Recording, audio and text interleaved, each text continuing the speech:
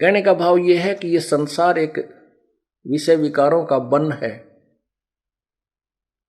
और जैसे कीकर के बबूल का बाग वन हो, उसमें जहां भी जाओगे कांटे लगेंगे।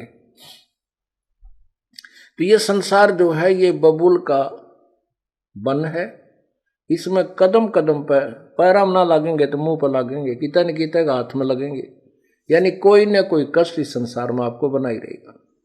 बेगमपुर बाग में चलो, जहां पर कांटे नाम की चीज नहीं, बेगमपुर, बेगम, जहां कोई कष्ट ना हो, कोई दुख ना हो, कोई गम ना हो। अब ये जैसे ये जो शब्द इस दास ने सुनाया है, ये एक नित्यानंद जी संत हुए हैं, उनका उनकी इसमें छाप लगी है। वैसे ये यही शब्द कबीर परमात्मा की शब्दावली में भी है, उसमें 2 लाइन और एक्स्ट्रा है। तो ये संतों ने ऐसे एक दूसरे की, ज्ञान से ही ज्ञान होता है, उनके ज्ञान सुन के इसने अपनी तरफ से बना दिया। बाकी संकेत यही है, जीव को बुराइयों से हटा करके और अच्छाई की तरफ ले जाना। अब जिसको जितना ज्ञान है वो वहीं तक बोल सकता है।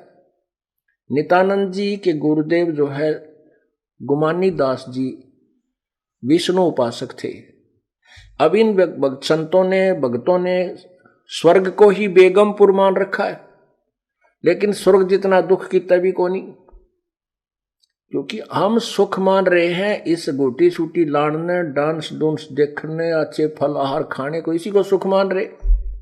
और वो स्वर्ग में अपने ही पैसों से, अपने ही धन से खूब प्राप्त है, वहां पर पर्याप्त भी है और प्राप्त भी है।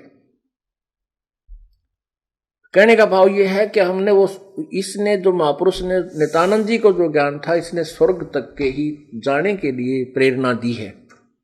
लेकिन अब हमें ज्ञान हो गया कि हमें तो सतलोक चलना है, इसलिए हमने इन्हीं प्रेरणाओं से अपने सतलोक की तरफ अग्रसर होना है, बुराइयों से बचना। कहते भौरा ना भर में इस विष के वन में, विषय विकारों का जो जहर रूपी वन है, इसमें मत चल बेगमपुर बाग रे, सतलोक को चल।